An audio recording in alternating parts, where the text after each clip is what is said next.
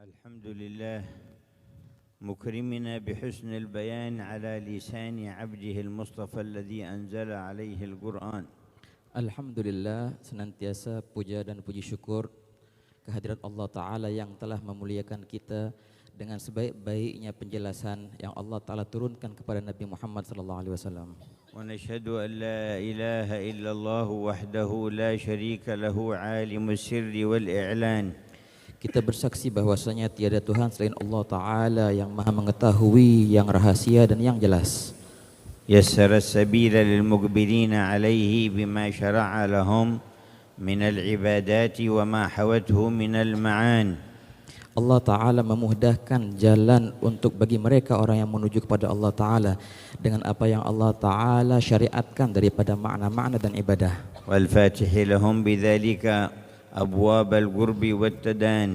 Allah Ta'ala membukakan bagi mereka orang-orang yang menuju kepadanya pintu-pintu kedekatan kepadanya. ومهيئهم إذا أحسنوا في ذلك لخصوص العرفان. Allah Ta'ala menjadikan mereka patut dan bisa bila mana mereka bagus dalam pelaksanaan syariat itu untuk menjadi ma'rifat. ونشهد أن سيدنا ونبينا محمدا عبده ورسوله. Kita bersaksi bahwasanya Nabi Muhammad adalah hamba Allah Ta'ala dan Rasulnya. خير معلم وهاد أتانا بأحسن التبيان. Sebaik-baik guru dan sebaik-baik pembawa petunjuk yang datang kepada kita dengan sebaik-baik penjelasan. اللهم صل وسلم وبارك وكرم على عبدك المصطفى من عدنان سيدنا محمد وعلى آله وصحبه ومن سار في دربه في السر والإعلان. Semoga Allah Ta'ala senantiasa tercurahkan salawat dan salamnya kepada hambanya yang terpilih daripada Bani Adnan dan kepada keluarganya dan sahabatnya dan kepada mereka yang berjalan di jalannya. وعلى آبائه وإخوانه من الأنبياء والمرسلين سادات أهل المعرفة بالله تبارك وتعالى والإيقان وعلى آلهم وصحبهم وتابعيهم. Dan juga salawat serta salam tercurahkan kepada ayahanda dan datuk baginda dan juga saudara-saudara baginda daripada kalangan nabi-nabi dan rasul-rasul yang mana mereka itu adalah penghulu daripada ahli ma'rifat dan ihsan dan pada ahli yakin. وصحبهم وتابعيهم وعلى الملائكة المقربين وجميع عبادك الصالحين. Dan juga salawat dan salam tercurahkan kepada para sahabat mereka dan para yang mengikuti mereka dan para malaikat dan sebagian dan kepada segenap hamba-hamba Allah yang soleh. وعلينا معهم وفيهم برحمتك يا أرحم الراحمين. Semoga Allah Ta'ala menggolongkan kita daripada golongan mereka dengan rahmat Allah Ta'ala ya Arhamar Rahimin. وبعد فيذكر الشيخ العلامة محمد نووي بن عمر البنتني الجاوي رضي الله تعالى عنه في هذا شعبة الثبات عند لقاء الأعداء. Ini menyebutkan dalam kitab ini bab ke-28 perihal pembahasan tentang bagaimana kita bersahabat dalam. والثبات هو الأمر المطلوب من المؤمن في جميع شؤونه.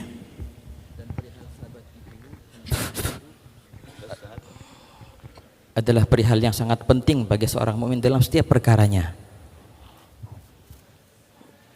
وقد قال تعالى يثبت الله الذين آمنوا بالقول الثابت في الحياة الدنيا وفي الآخرة. Allah Ta'ala menyatakan dalam firman-Nya, Allah Ta'ala menetapkan bagi mereka kaum mukminin perkataan yang tetap bagi mereka baik pun di dunia ataupun di akhirat. وقال يا أيها الذين آمنوا إن تنصروا الله ينصركم ويثبت أقدامكم. Allah juga menyatakan, wahai orang yang beriman, bila mana kalian menolong Allah, maka Allah akan menolong kalian dan Allah akan menetapkan langkah-langkah kalian. يقول قال الله تعالى يا أيها الذين آمنوا إذا لقيتم فئة فاثبتوا واذكروا الله كثيرا لعلكم تفلحون. Beliau di sini memulai dengan firman Allah Ta'ala, wahai orang-orang yang beriman, bila mana kalian menjumpai para musuh-musuh, maka tetaplah dan berzikirlah kalian kepada Allah, zikir yang banyak sehingga kalian menjadi orang-orang yang menang. فالكلام على الثبات عند مقابلة المحاربين من الكفار يذكرنا بوجوب الثبات على جميع الطاعات والعبادات وعلى كل محبوب لله تعالى. Pembahasan tentang penetapan bagi seorang mukmin ketika mereka menjumpai para musuh-musuh itu mengingatkan kita untuk senantiasa kita menetap dan sabar ketika kita melaksanakan taat kepada Allah dan segala perihal yang mendekatkan kita kepadanya. والثبات في كل مقام من مقامات اليقين يؤدي إلى التمكين فيه وذلك أعلى درجات تحصيل الخير. Dan penetapan kesabaran di setiap tingkatan atau derajat-derajat keyakinan itu akan membawakan kita kepada penetapan dan kekuatan sehingga untuk menggapai tingkat yang tertinggi daripada segala kebaikan. وقد قال قائلهم مذكرا بأن أمر الاستقرار والاستقامة والثبات عزيز وشريف يجب على المؤمن أن يطلبه. قال لكل إلى شاو العلا حركات ولكن عزيز في الرجال ثبات. Ada seorang yang berkata yang dia mengingatkan kita tentang perihal pentingnya perihal penetapan dan kesabaran, bahwasanya itu adalah sangat langka dan sangatlah jarang yang wajib atas setiap mukmin untuk mencarinya dan untuk menggapai kepadanya. Dia berkata bahwasanya setiap perkara yang tinggi memerlukan dari seorang mukmin itu penetapan, dan memang sangatlah langka dan sangatlah jarang perihal sabat dan kekuatan penetapan itu. وقد صح عن نبينا صلى الله عليه وسلم في هديه الكريم أن عمله كان ديمة فإذا عمل عملا أثبته. Dan sungguh tetap dalam hadis Nabi Muhammad SAW tersampaikan kepada kita bahwasanya amal-amal baginda itu dimah, konsisten, senantiasa berkesinambungan. Bila mana baginda melakukan suatu amalan, maka baginda akan menetapkannya. والذي يقوم بحق الثبات في أنواع العبادات ومقامات اليقين هو الأحق أن يثبت عند محاربة المحاربين من الكفار. Bagi mereka yang sudah mampu yang sudah boleh untuk menetapkan dirinya dalam ibadat dan tingkat-tingkat keyakinan, maka dia lebih mudah lagi untuk bisa bersabat, bertetap ketika dia bermuajahah bersama musuh. وربط في الآية الثبات بمسببه وموجبه وبمقويه ومكثره. Dan dalam ayat ini Allah Ta'ala mengikatkan perihal sabat atau penetapan itu dengan sabab musababnya ataupun cara untuk bisa mendapatkan sabat itu. Faqala wadhkurullaha katsiran la'allakum tuflihun. Maka di sini Allah menyatakan kalau nak sabat maka banyaklah kalian berzikir kepada Allah agar kalian boleh menang. Fadzikru aqwa asbabits tsabati thumma huwal muqawwi lahu. Maka zikir itu adalah perihal yang paling kuat untuk seorang mendapatkan sabat ketetapan itu dan yang menguatkannya. Wa qala subhanahu wa ta'ala ya ayyuhalladzina amanu idza laqitumul ladzina kafaru zahfan fala tuwalluhumul adbar. Allah juga menyatakan, wahai orang yang beriman, bila mana kalian menjumpai musuh-musuh orang yang kafir dalam perperangan, maka jangan kalian bertolak belakang, maka jangan kalian kabur. Fal-firaru min az-zahfi ma'dudun min kaba'iriz dzunub. Karena ketika kita kabur atau bertolak belakang dari mereka para musuh itu termasuk daripada dosa yang besar. Qala wa man yuwallihim yawma idzin duburahu illa mutaharrifan liqitalin aw mutahayyizan ila fi'atin faqad ba'a bighadabin min Allah wa mawahu jahannam. Allah menyatakan barang siapa yang bertolak belakang, yang kabur dari mereka para musuh-musuh di hadapannya, maka mereka telah menempatkan tempat di neraka nanti, kecuali bila mana mereka itu bertolak belakang demi untuk mencari dukungan atau bantuan daripada tentara muslim ataupun mempunyai muslihat dalam perperangan. Wa qala fuqaha asy-syar' al-masun idza kana 'adadul kuffari la yazidu 'an dhi'fi 'adadil muslimin فالفرار من الزحف حينئذ من الكبائر. Nah, di sini pembahasan ulama-ulama fikih kita, mereka berkata bahwasanya bila mana bilangan orang-orang kafir musuh itu tidak melebihi daripada 2 kali lipat bilangan tentara muslim, maka bertolak belakang atau kabur dari perperangan itu termasuk dosa-dosa yang sangatlah besar. وكان قبل ذلك يقابل المسلم ب10 من الكفار ثم علم الله الضعف وخفف فجعل مقابل كل واحد من المسلمين 2. Dahulu sebelum ayat ini Allah Ta'ala menetapkan bahwasanya bila mana mereka bilangan orang kafir itu tidak lebih banyak daripada 10 kali lipat bilangan orang muslim. Tetapi Allah Ta'ala mengetahui kelemahan daripada kaum muslimin, maka Allah Ta'ala menurunkan bilangan itu menjadi hanya saja 2 kali lipat. Jadi 1 muslim melawan 2 orang kafir. وقال الآن خفف الله عنكم وعلم أن فيكم ضعفا فإن تكن منكم 100 صابرة يغلبوا 200 وإن يكن منكم 1000 يغلبوا 2000 بإذن الله والله مع الصابرين. Dalam ayatnya Allah mengatakan, sekarang Allah Ta'ala mengetahui bahwasanya ada kelemahan di kalangan kalian, maka bila mana 100 daripada kalian menghadapi 200 daripada musuh-musuh orang kafir, ataupun 1000 di antara kalian menghadapi 2000 daripada orang kafir, nah jadi begitulah menjadi takarannya. Allah Ta'ala Maha Pengasih dan Maha Penyayang. وذكر الحديث في صحيح البخاري عن عبد الله بن أبي أوفى عن النبي صلى الله عليه وسلم قال لا تتمنوا لقاء العدو واسألوا الله العافية فإذا لقيتموهم فاصبروا واعلموا أن الجنة تحت ظلال السيوف. Kemudian di sini beliau mendatangkan hadis yang diriwayatkan dari Abdullah bin Abi Aufa dalam Sahih Bukhari bahwasanya baginda bersabda, jangan kalian berharap untuk berjumpa dengan musuh dan mintalah kepada Allah Ta'ala suatu afiah, keselamatan, kesejahteraan. Namun bila mana kalian berjumpa dengan musuh, maka sabarlah dan bertetaplah, ketahuilah bahwasanya surga itu ada di bawah lentera atau di bawah dhilal suyuf, di bawah bayangan daripada pedang. وفي قوله لا تتمنوا لقاء العدو تعليم منه صلى الله عليه وسلم أن الأصل في الأمر هو الدعوة والرحمة لا القتال وإنما هو مضطر إليه عند وجوبه وألا يكون سبيل لدفع الصد عن سبيل الله ولا الظلم إلا هو. Dalam hadis ini baginda memulai dengan la tatamannu liqa'al adu, jangan kalian berharap untuk berjumpa dengan musuh. Berarti kita bisa mengambil makna bahwasanya al-asl yang pokok dan dasar dalam perkara itu bukannya perang, adalah rahmat, membawa kasih sayang kepada mereka. Perperangan itu hanyalah diperlukan bila mana tak ada lagi jalan untuk bisa mencegah kezaliman atau kekafiran melainkan dengan perperangan. Baru kali itu, ketika itulah boleh kita untuk berperang. Selain itu al-asal yang asal dan asasnya adalah rahmat tadi.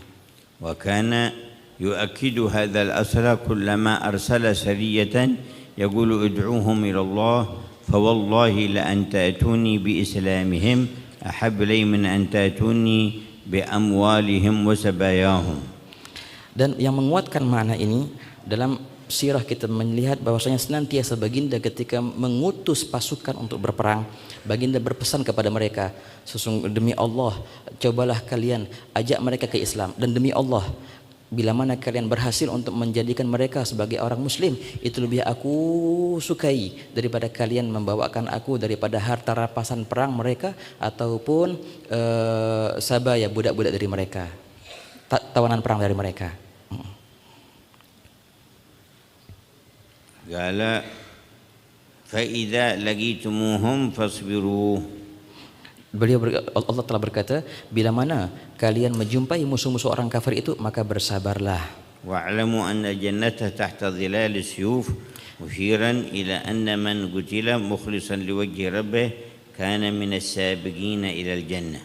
Dalam hadis ini baginda menghitamkan sesungguhnya surga itu ada di bawah bayangan daripada pedang. Artinya bagi mereka yang berjihad di jalan Allah dengan ikhlas, maka ini akan menjadi jalan shortcut untuk ke surga. Wa fi yaumi badrin qala sallallahu alaihi wasallam wa qad saffa as-sufufa والذي نفسي بيده لا يقاتلنهم اليوم منكم رجل فيقتلونهم مقبلا غير مدبر إلا كانت له الجنة. Dalam hari perang Badar, ketika baginda Nabi SAW meluruskan saf-saf untuk perang Badar, baginda bersabda, sungguh tidaklah ada di kalangan kalian yang hari ini maju ke depan sehingga dia gugur dan wafat di jalan Allah, melainkan itu menjadi jalan utama dia untuk masuk syurga. وكان بيد سيدنا عمير بن الحمام تمرات يأكلها فقال يا رسول الله أعد علي مقالتك ما قلت فقال والذي نفسي بيديه لا يقاتلهم اليوم منكم رجل فيقتلونه مقبلا غير مدبر إلا كانت له الجنة. Ada seorang sahabat yang bernama Umair bin Humam, yang ketika itu dia lagi makan beberapa korma, biji korma. Maka ketika beliau mendengarkan hadis ini, beliau berkata, wahai Rasulullah, coba baginda ulangi lagi sabda baginda. Maka baginda mengulangi lagi, sungguh demi Allah tidaklah ada daripada kalian yang maju ke depan tanpa mundur dalam perperangan ini kemudian dia gugur, melainkan itu akan menjadi jalan shortcut dia ke surga. قال الجنة يا رسول الله قال نعم قال فبخن بخن. Dia berkata, sahabat tadi, apakah benar surga ya Rasulullah? Baginda menjawab, iya betul surga. Maka dia menjawab, bakhin bakhin, alangkah beruntungnya mereka orang-orang itu. قال ما حملك على قولك بخن بخن. Maka baginda berkata kepada sahabat ini, apa yang membuat engkau berkata alangkah beruntungnya bakhin bakhin tadi? قال سيدنا عمير بن الحمام لا والله يا رسول الله إلا أن رجاء أن أكون من أهلها. قال فإنك من أهلها. Beliau berkata, ya Rasulullah, sungguh aku tidak berkata sungguh beruntung mereka, melainkan aku berharap untuk menjadi orang yang itu, yang masuk surga karena gugur itu. Maka baginda berkata, sungguh engkau daripada orang itu juga. فلما قال له هذه الكلمة نظر إلى التمر في يديه فقال إن أنا عشت حتى آكل هذه التمرات إنها لحياة طويلة. فرمى التمر ودخله في المعركة فكان أحد 14 الذين استشهدوا يوم بدر رضي الله عنهم. Ketika beliau berkata alangkah beruntungnya orang-orang yang masuk surga dalam jihad itu, ketika itu beliau melihat beberapa biji korma atau korma yang ada di tangannya itu, dan beliau berkata, sungguh kalau seandainya aku masih hidup, nak nunggu korma-korma ini aku makan dulu, ini adalah kehidupan yang sangatlah panjang. Maka apa? Beliau lempar korma-korma itu semua dan beliau maju ke depan dalam perperangan sehingga beliau gugur di medan perang Badar, dan beliau termasuk daripada 14 sahabat yang gugur mati syahid dalam perang Badar itu. Sabbatallahu qulubana wa aqdamana akmal ats-tsabat. Semoga Allah Ta'ala memberikan kepada kita ketetapan di hati kita untuk senantiasa menjadi orang-orang yang sabat. أكمل الثبات. الشعبة التاسعة والعشرون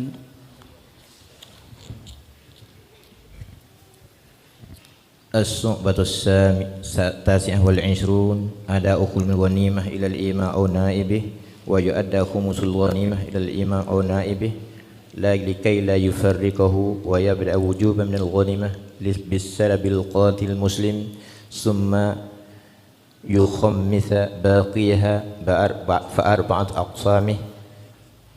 أقماسه لمن حضر الوقعة بنية القتال وإن لم يقاتل، وللجيوش وإن لم تشهدها للراجل سهم وللفارس سهمان، والخمس الباقي يخمس الأول سهم لمصاهب المسلمين كسد السور وعمارة الحصون، ثم أرزاق القضاة والعلماء والأئمة والمؤذنين.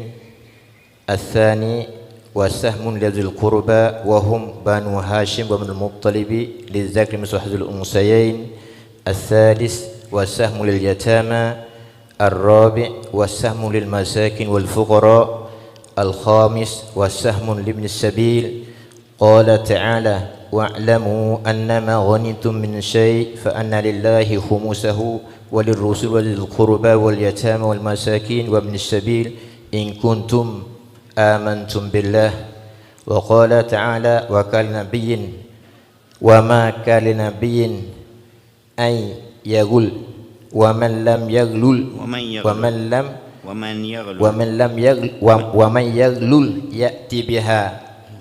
يأتي بما غل يوم القيامة. ما شاء الله لا قوة إلا بالله. وفي هذا بيان ما اختبرنا الله تبارك وتعالى من إيجاد هذا المال وتحبيبه إلى النفوس بالطبيعة.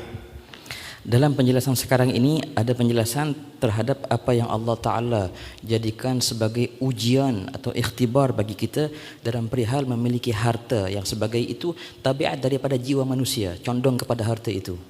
فيه قال الله عن طبيعة الإنسان وإنه لحب الخير أي المال والمتاع لشديد. Dalam perihal ini Allah Ta'ala menyatakan dalam tabiat seorang manusia, Sesungguhnya manusia itu mereka condong dalam tabiatnya untuk cinta kepada harta benda. وقال وتحبون المال حبا جما أي كثيرا واسعا. Dan juga dalam ayat yang lain Allah menyatakan, dan kalian cinta kepada harta benda ini dengan cinta yang sangatlah banyak. ثم جعل العلامة على محبته والصدق معه بذل هذا المال من أجله. Dan Allah Ta'ala menjadikan tanda kesungguhan seorang untuk menggapai ridhonya adalah dengan mengorbankan harta benda itu. وتقواه فيه بأن لا يأخذه إلا من حله ثم لا يصرفه إلا في محله. Dan di antara Allah terjadikan tanda ketakwaan seorang hamba adalah bila mana hamba itu tidak mengambil harta itu kecuali dengan cara yang halal, dan tidaklah dia menyalurkan harta itu melainkan ke tempat-tempat yang benar. فإن كل ما دخل منه في ملك المكلف له على كل ما دخل في ملكه من المال قل أو كثر سؤالان. السؤال الأول من أين اكتسبه والسؤال الثاني فيما أنفقه. Karena setiap perkara benda sekecil apapun itu, bila mana masuk ke dalam kepemilikan seorang mukallaf, baik pun itu sedikit atau banyak, maka dia akan ditanya dengan dua soal. Soal pertama, dari mana kau dapat benda ini? Soal kedua, kemana kau infakkan benda ini? ومن جملة ذلك ما يأتي من الغنائم التي أبيحت لهذه الأمة ولم تبح لأحد من الأمم السابقة، فكانوا يجمعون الغنائم فيقدمونها إلى الصحراء وتأتي نار فتحرقها. Di antara perihal benda itu atau harta itu adalah apa yang Allah Ta'ala jadikan daripada ghanimah atau harta rampasan perang, yang mana Allah Ta'ala jadikan itu mubah atau halal bagi umat Nabi ini, Nabi Muhammad SAW. Dahulu dalam umat-umat dulu, harta rampasan perang itu Allah Ta'ala tak bagi halal bagi mereka. Maka bila mana mereka menang dan mendapatkan harta rampasan perang, mereka letakkan harta itu di padang pasir. Kemudian Allah Ta'ala turunkan api ataupun kilat mengambil harta-harta itu, karena memang harta itu tidak halal bagi mereka. Qala sallallahu alaihi wasallam fi dzikri khasaisihi وأحلت للغنائم ولم تحل لنبي قبلي. Baginda Nabi SAW bersabda dalam perihal khususiyah baginda, dan sungguh telah halal bagiku perihal harta rampasan perang ghanimah, dan sungguh sebelumku daripada nabi-nabi mereka tak halal itu. فيحرم الغل وهي أخذ شيء من الغنيمة قبل قسمها. Yang diharamkan diantaranya adalah al-ghal. Artinya apa? Mengambil harta rampasan perang sebelum dibagi-bagikan dengan resmi, dengan sebenarnya. وكان الأنبياء من قبل إذا غل أحد من الغنيمة شيئا فلا تنزل النار وترفعها فيعلمون أن فيها غل فيبحثون عنه حتى يؤدونه إلى الغنيمة فتنزل النار فتحرق تلك الغنائم إشارة إلى قبول الله لهم. Dahulu pada nabi-nabi sebelum Nabi Muhammad SAW, bila mana ada di kalangan mereka, di kalangan umat Nabi itu yang mengambil harta sebelum pembagiannya, ghal tadi, maka ketika mereka letakkan harta itu di padang pasir, taklah turun api ataupun kilat menyambar itu. Maka mereka tahu berarti ada di kalangan para prajurit ini yang mengambil harta sebelum pembagiannya. Maka dicari sehingga mendapatkan orang itu dan dikembalikan harta itu kepada rampasan perang lagi.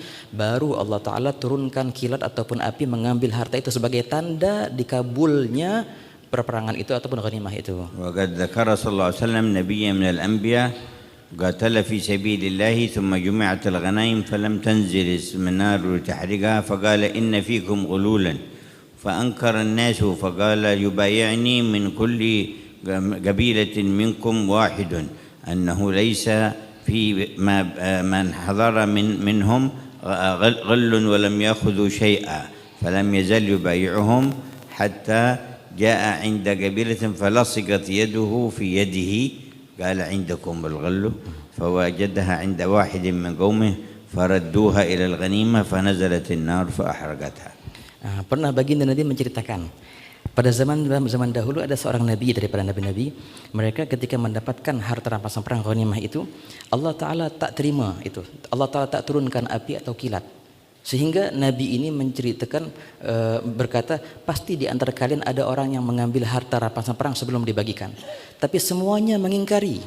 Maka nabi itu berkata, ayo mari setiap kelompok suku dari kalian berjabat tangan denganku dan bersumpah bahwasanya di kalangan suku dia atau kabilah dia taklah ada orang yang ghulul, yang mengambil harta tadi tanpa izin, tanpa pengetahuan, tanpa resmi. Maka mulailah satu persatu dari kepala-kepala suku itu membaiat Nabi, bersalaman dengan Nabi itu, dan bersumpah bahwasanya tidaklah dari kaumnya ada yang orang yang mengambil harta sebelum dibagikan. Sehingga sampai ke seorang yang dia itu kepala suku suatu kabilah, ketika berjabat tangan dengan Nabi itu tak bisa lepas tangan orang itu. Nah, berarti ada di kalangan kabilah kalian orang yang mengambil harta sebelum dibagikan.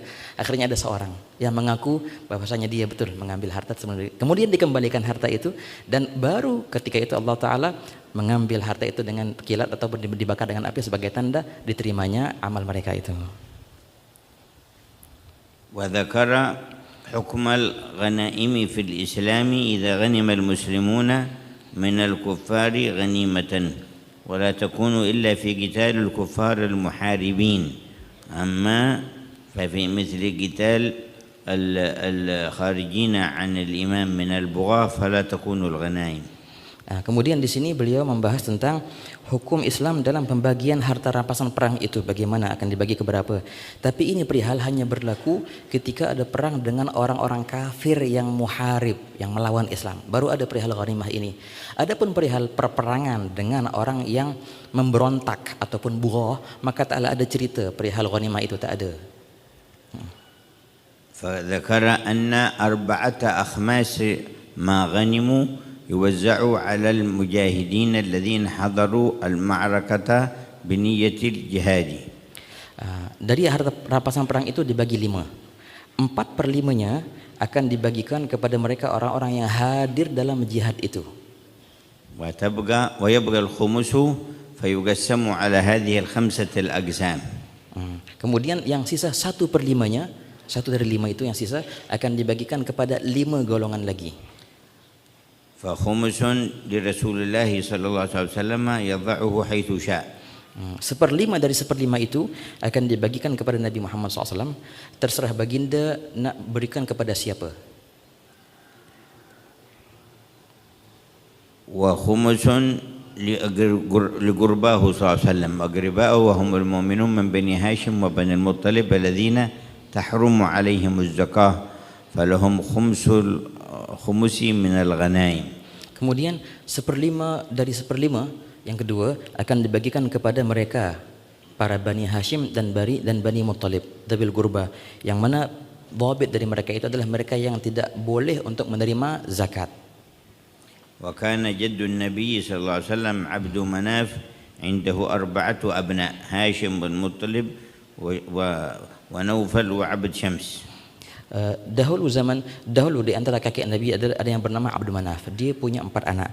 Ada namanya Hashim, ada namanya Muttalib, ada namanya Naufal, dan juga ada namanya Abdul Syams. فارتبط بنو المطلب ببني هاشم ولم يزالوا مناصرين وموالين لهم حتى بعث النبي صلى الله عليه وسلم فجعل الآل الذين تحرم عليهم الزكاة ولهم حق الخمس من الغنيمة Banu Hashim wa Bani Muttalib. Dari 4 anak ini senantiasa keturunannya Bani Muttalib itu senantiasa dengan keturunannya Hashim.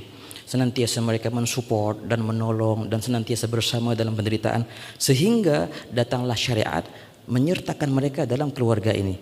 Maka hukum zakat mereka tak boleh terima, sebagaimana Banu Hashim tak boleh terima. Hukum ghanimah juga mereka mendapatkan 1/5 dari 1/5, sebagaimana Banu Hashim juga mendapatkan 1/5 dari 1/5. قال صلى الله عليه وسلم إنما نحن وبنو المطلب شيء واحد في الجاهلية والإسلام. Baginda bersabda, kami Bani Hashim sama dengan Bani Muttalib. Kami senantiasa bersama, baik pun di masa jahiliyah dahulu dan juga di masa Islam sekarang.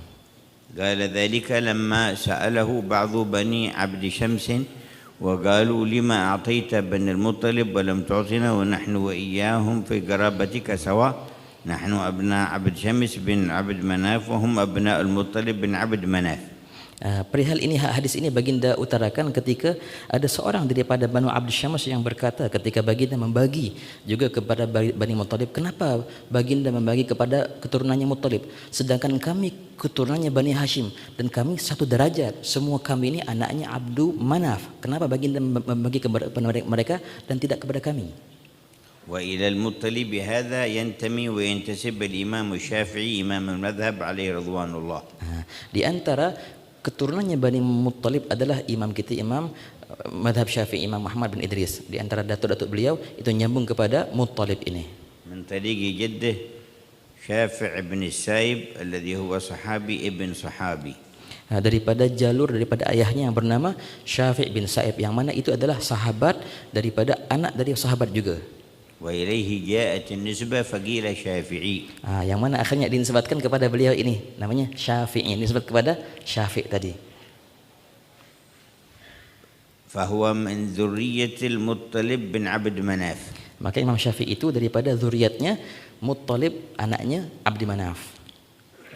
والسهم الثالث لليتامى.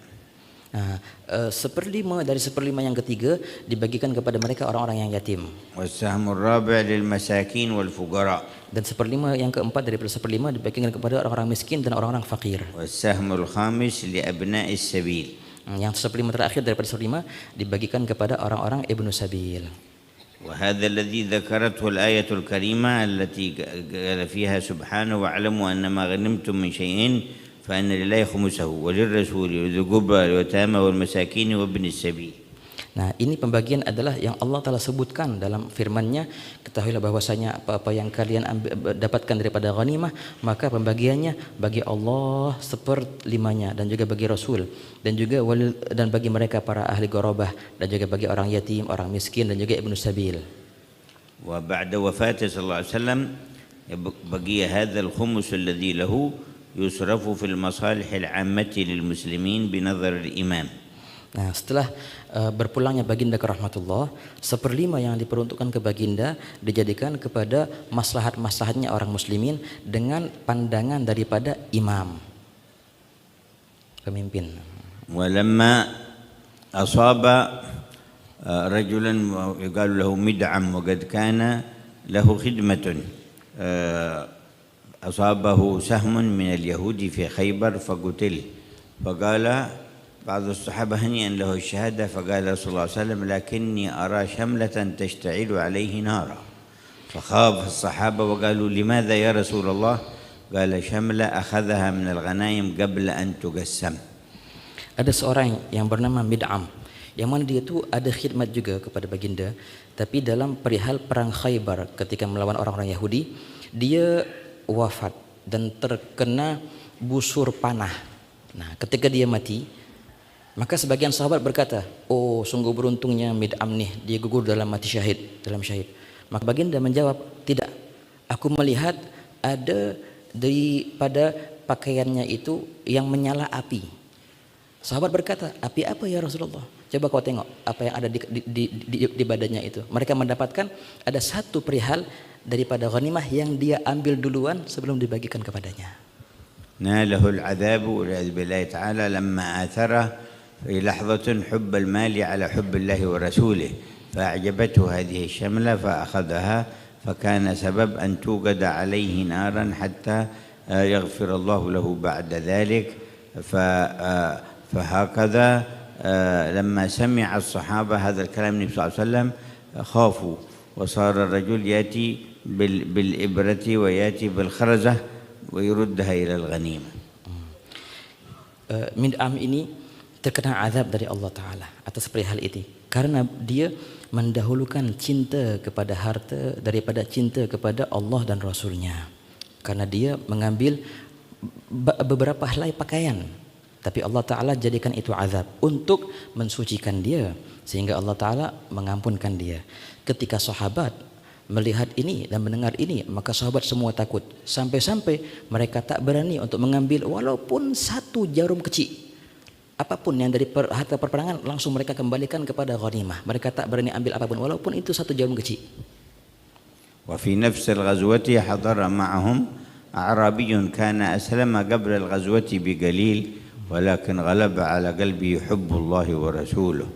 Dalam peperangan yang sama juga, dalam perang Khaybar ini ada seorang yang barusan dia masuk Islam, tapi dia mengedepankan cinta Allah dan Rasulnya daripada cinta segalanya.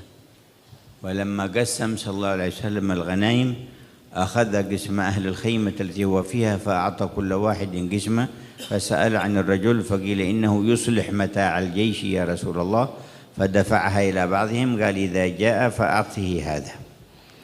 Ketika Nabi SAW selepas selesai daripada peperangan itu dan baginda membagi-bagikan harta rampasan perang itu kepada orang-orang yang hadir dan diantaranya dia, gabilahnya dia dan perihal khemah dia, maka Nabi bertanya, mana fulan tadi yang baru masuk Islam tadi? Ya Rasulullah, dia lagi berberes, lagi bebenah perihal kendaraan-kendaraan kaum muslimin. Maka baginda menitipkan ghanimah yang untuk dia kepada sebagian daripada teman-temannya. فلما جاء أعطاه إياه فقال ما هذا؟ قال قسمك قسمه لك رسول الله. قال رسول الله بنفسه قال هذا لي؟ قالوا نعم. فحمله وجاء إلى النبي صلى الله عليه وسلم. Ketika teman-temannya dia menyerahkan titipan daripada ghanimah itu kepadanya, dia berkata, apa benda ni? Ini adalah bagianmu daripada ghanimah. Ini dari Nabi Muhammad, dari Rasulullah. Dia berkata, apakah Nabi sendiri, Rasulullah sendiri yang bagi kepadaku? Iya, Rasulullah sendiri yang bagi kepadamu sebagai ini bagianmu daripada ghanimah.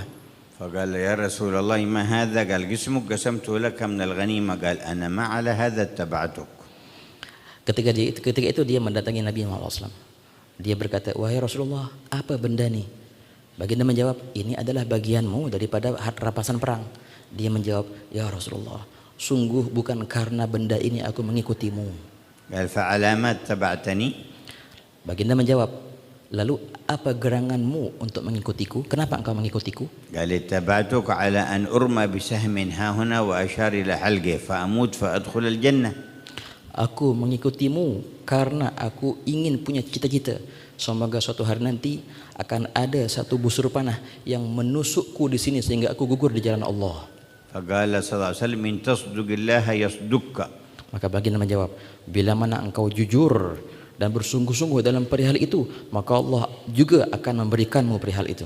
ثم نهضوا في قتال العدو مرة أخرى فأصابوا سهم في نفس المحل الذي أشار إليه من حلقه وقتل. Dalam perperangan setelahnya, dia ikut juga medan perang dan tepat di tempat yang dia bagi isyarat, dia terkena busur panah dan dia wafat di jalan Allah.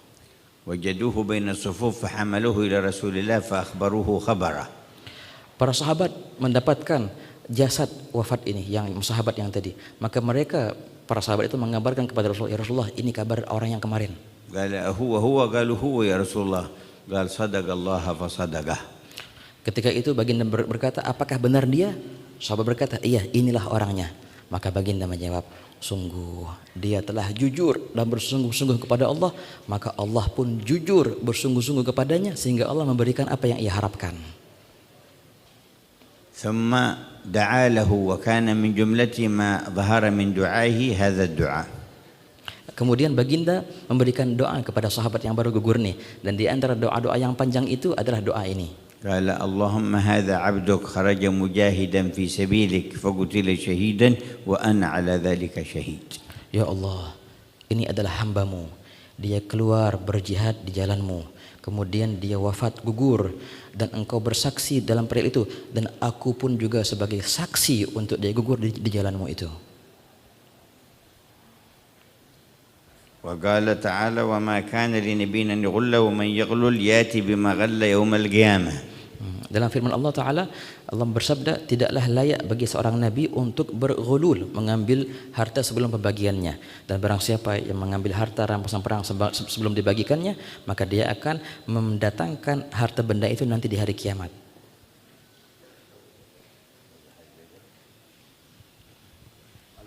قال الناظم نعم.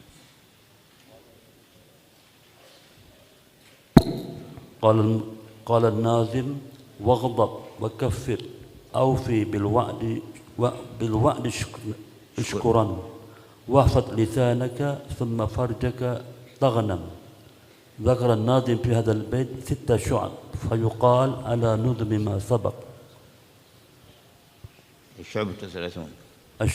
الشعبة 30 عتق رقبة المؤمنة ويعتق رقبة المؤمنة ولو بتبعية لأصل أو دار أو ثاب.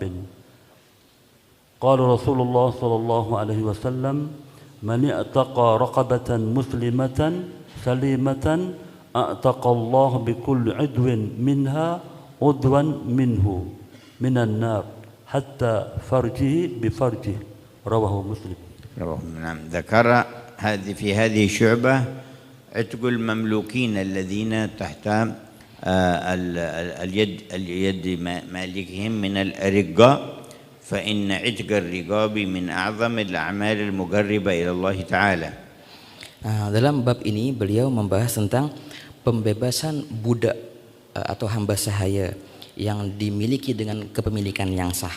Karena sesungguhnya pembebasan kepada hamba sahaya itu termasuk perihal yang sangatlah besar dalam mendekatkan diri seorang hamba kepada Allah Ta'ala.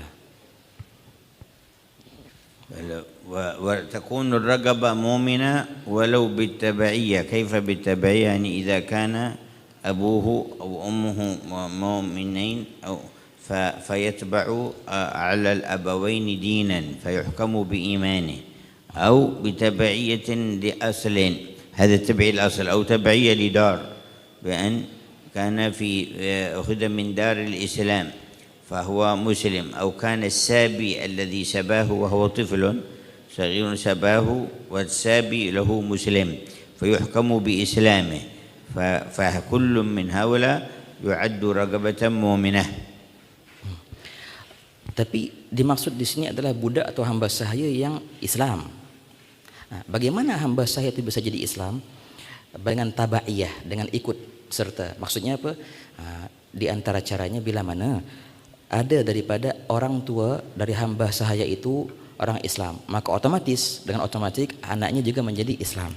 Yang satu. Yang kedua, dia dihukumkan sebagai Islam bila mana hamba sahaya itu masih budak kecil yang diambil daripada wilayahnya orang Islam, ataupun yang mengambil dia di perperangan itu sabi, yang mengambilnya adalah orang Muslim. Ketika hamba sahaya itu masih kecil, maka dihukumkan dia sebagai hamba sahaya yang Islam.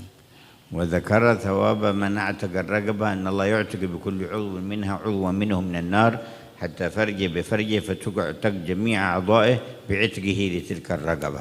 Nah, di sini beliau menyebutkan pahala yang besar bagi mereka yang membebaskan hamba sahaya. Apa? Allah Ta'ala akan membebaskan orang itu dari neraka. Setiap daripada bagian dari badannya Allah bebaskan juga dari neraka. Walaupun itu kemaluannya, Allah Ta'ala semua bebaskan, semua badannya dia dari neraka, karena dia membebaskan hamba sahaya itu. ونص صلى الله عليه وسلم على الفرج يشير إلى أن أكثر ما يتعرض له المكلفون من العذاب من المؤمنين من العذاب في الآخرة العذاب بسبب الفروج، وأنه من أشد وأخطر الذنوب والمعاصي فلذلك نص عليه. Dan di sini baginda menoskan tentang kalimat farj atau kemaluan akan dibebaskan juga dari neraka. Ini isyarat bahwasanya kebanyakan orang mukallaf, orang muslim yang sudah besar, kebanyakan mereka mendapatkan azab karena akibat dari perbuatan kemaluan mereka itu. Tahdhiran min al-qurbi min dhalik wa amran bil ihtiyati wal wara'. Baginda mewanti-wantikan memberikan peringatan kepada kita bahwasanya perihal maksiat kemaluan itu perihal yang tak layak, dan juga baginda berusaha untuk menjauhkan kita sejauh-jauhnya dan juga mewarakkan kita daripada perihal. Walidzalika harrama al-khalwata bil ajnabiyyah. Oleh karena itu diharamkan seorang laki-laki berduaan dengan seorang perempuan dengan khalwat. Asara yaqulu ba'da dzalika al-akabiru min al-'arifin لا يخلون رجل بامرأة ولو كان يعلمها القرآن ولو كانت مريم بنت عمران. Oleh karena itu ulama kita berkata, tidak boleh, tak diperkenankan, tak halal bagi laki-laki untuk berduaan dengan perempuan yang bukan muhrimnya, walaupun dia niat nak mengajarkan agama kepadanya, walaupun si perempuan itu adalah Maryam binti Imran. Kama harrama musafahat al-mar'at al-ajnabiyyah. Sebagaimana juga diharamkan untuk berjabat tangan laki-laki dengan perempuan yang bukan mahramnya. Idza kana bimass al-bashara min duni hail. Bila mana berjabat tangan musafaha itu langsung kulit bersentuhan dengan kulit tanpa ada penghalang. وجاء في هديه صلى الله عليه وسلم أنه لم تمس يده يد امرأة أجنبية قط. Dalam perihal sirah Nabi, dalam perihal petunjuk Nabi, dikatakan tidaklah pernah tangan Rasulullah bersentuhan dengan tangan wanita yang ajnabiyah, tak pernah sama sekali. وكان يبايع النساء كلاما دون أن يصافحهن. Ketika baginda membaiat kaum wanita, maka baginda membaiat mereka hanya dengan perkataan, tidak dengan berjabat tangan.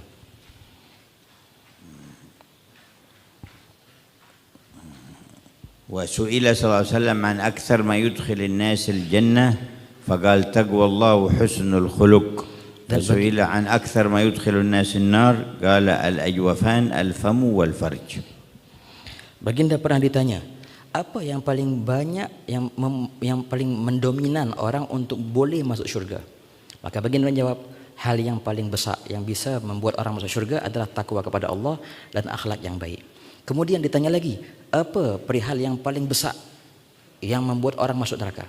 Baginda bersabda, hal yang paling banyak yang membuat orang masuk neraka adalah dua lubang, dua bolongan, adalah mulut dan kemaluan. وجعل ثواب الاعتكاف في المسجد قدر فوق ناقة يعدل عتق رقبة.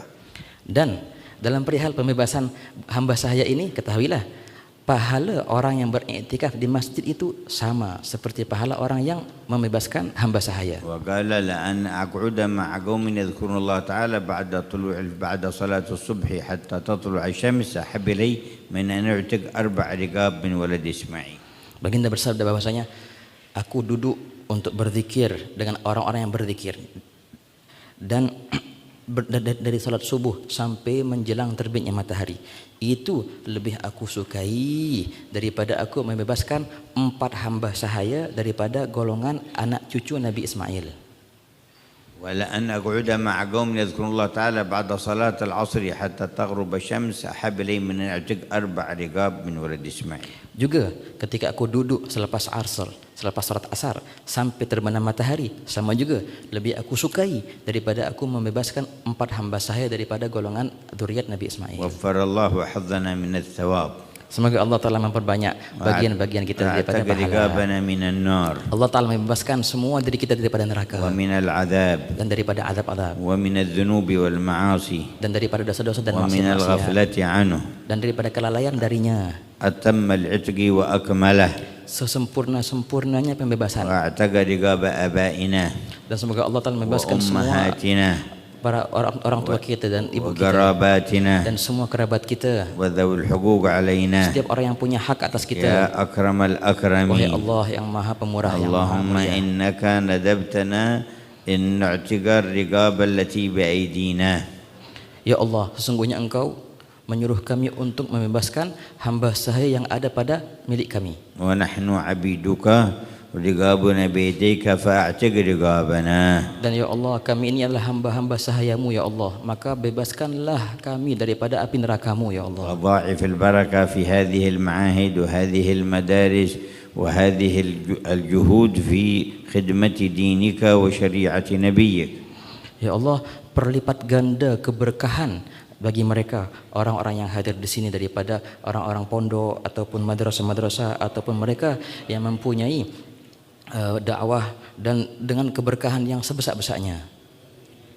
وضاعف الخيرات لأهل فطاني وأهل تايلاند وأهل جنوب شرق آسيا وللمسلمين في جميع الشؤون في الظهور والبطون وادفع البلايا عنا وعنهم يا من يقول لشيء كن فيكون واربطنا بحبيبك الأمين المامون ربطا لا ينحل أبدا واجعلنا به في من يهدون بالحق وبه يعدلون. اللهم لاحظنا في حركاتنا وسكناتنا بعين عنايتك ولا تكلنا إلى أنفسنا ولا إلى أحد من خلقك طرفة عين. اللهم فرج كروب الأمة، اللهم اكشف الغمة، اللهم اجل الظلمة، اللهم ادفع النقمة، اللهم أكمل وعجل كمال الفرج لأهل غزة وأهل الضفة الغربية ولأهل فلسطين ولأهل الشام ولأهل اليمن ولأهل الشرق ولأهل الغرب. يا كاشف كل كرب عجل يا مولانا بتفريج كروب أمة حبيبك محمد صلى الله عليه وآله وسلم وتولنا بما أنت أهله وأصلح لنا والأمة الشان كله، وبارك لنا في هذه الأيام وهذه اللقاءات وهذه المجالس، واجعلها يا مولانا محل نظرك وعنايتك، تؤسس بها في الأمة من الخيرات ما أنت أهله، وتدفع بها من الآفات ما أنت أهل لدفعه. ونسألك الصلاح والفلاح والنجاح والفوز والأرباح وصلاح الجسد والأرواح والارتقاء أعلى مراتب أهل الصلاح. يا حي يا قيوم يا منان يا كريم، نسألك لنا والهم للأمة من خير ما سألك من عبدك نبيك سيدنا محمد، ونعوذ بك من شر ما استعاذك من عبدك نبيك سيدنا محمد، وأنت المستعان وعليك البلاغ، ولا حول ولا قوة إلا بالله العلي العظيم. بسر الفاتحة إلى حضرة النبي محمد صلى الله عليه وسلم. الفاتحة. بسم الله الرحمن الرحيم. العالمين الرحمن الرحيم. دينك نعبد وإياك نستعين اهدنا الصراط المستقيم صراط الذين أنعمت عليهم غير المغضوب عليهم ولا الضالين. يطلبون إجازة سيدي في كتاب رسالة الجامعة. نعم. من بيقرأ. Ada yang baca kitab Risalah Jamiah? Boleh ada yang baca kitab Risalah Jamiah? Baca dikit.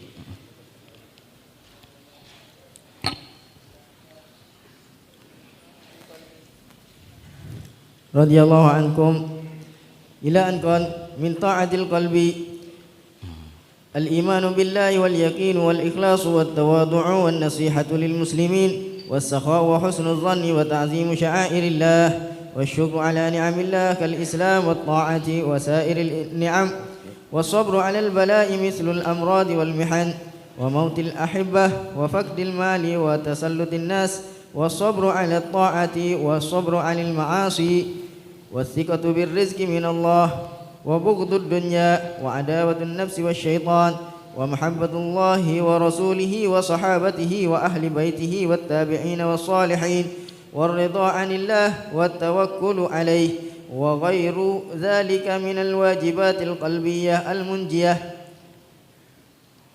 وأما معاصي الجوارح فمعاصي البطن مثل أكل الربا وشرب كل مسكر وأكل مال اليتيم وكل ما حرم الله من المأكولات والمشروبات، وقد لعن الله ورسوله آكل الربا وكل من أعان على أكله، ولعن شارب الخمر وكل من أعان على شربها حتى البائع لها. ومعاصي اللسان كثيرة أيضا مثل الغيبة وهي ذكرك أخاك المسلم بما يكره وإن كنت صادقا، والنميمة والكذب والشتم والسب واللعن وغيرها. ومعاصي العين مثل النظر إلى النساء الأجنبيات ونظر العورات والنظر بالاستحقار إلى المسلم والنظر في بيت الغير بغير إذنه. ومعاصي الأذن كالاستماع إلى الغيبة وغير ذلك من المحرمات. ومعاصي اليد كالتطفيف في الكيل والوزن والخيانة والسرقة وسائر المعاملات المحرمة كالقتل والضرب بغير حق. ومعاصي الرجل المشي في السعاية بمسلم أو قتله أو ما يضره بغير حق وغير ذلك من كل ما حرم المشي إليه. ومآسي الفرج كالزنا واللواط والاستمناء باليد وغيرها من معاصي الفرج. والمعصية بكل بدن كالعقوق للوالدين والفرار من الزحف وهو من الكبائر وغير ما ذكر مثل قطيعة الرحم وظلم الناس. والله الموفق والمعين لما يحب ويرضى. وصلى الله على سيدنا محمد وآله وصحبه وسلم. هذه عدد من الأبواب. Ini adalah beberapa daripada bab-bab تحتاج إلى شرح وتبيين yang perlu untuk disyarahkan dan dijelaskan. يبينها لكم المشايخ والمعلمون. Yang insya Allah para guru-guru di sini akan menjelaskan kepada kalian semua. وهذا الذي قرأتموه هو أكثر ما يتعلق بعلوم الإحسان التي في هذه الرسالة. Nah, yang tadi barusan dibaca adalah perihal yang berkenaan dengan perihal bab ihsan daripada kitab ini. فإنها مع لطافتها جمعت ثلاثة علوم. Nah, karena buku ini walaupun dia halus kecil, tapi dia menghimpun 3 ilmu. علم الإيمان وهو المشروح في أولها. Yang pertama ilmu iman yang disyarahkan, ilmu akidah yang disyarahkan di awal-awalnya. وعلم الإسلام وهو أكثرها وهو ما يتعلق بالأحكام. Kedua, ilmu Islam yang dijelaskan di kebanyakan bab daripada kitab ini adalah pembahasan tentang hukum-hukum Islam atau fikih.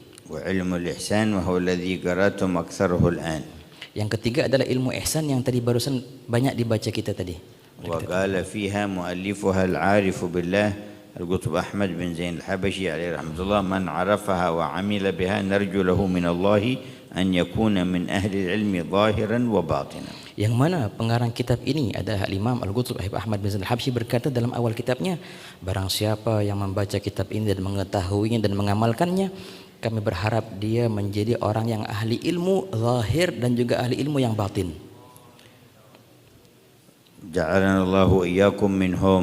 Semoga Allah jadikan kita daripada golongan mereka.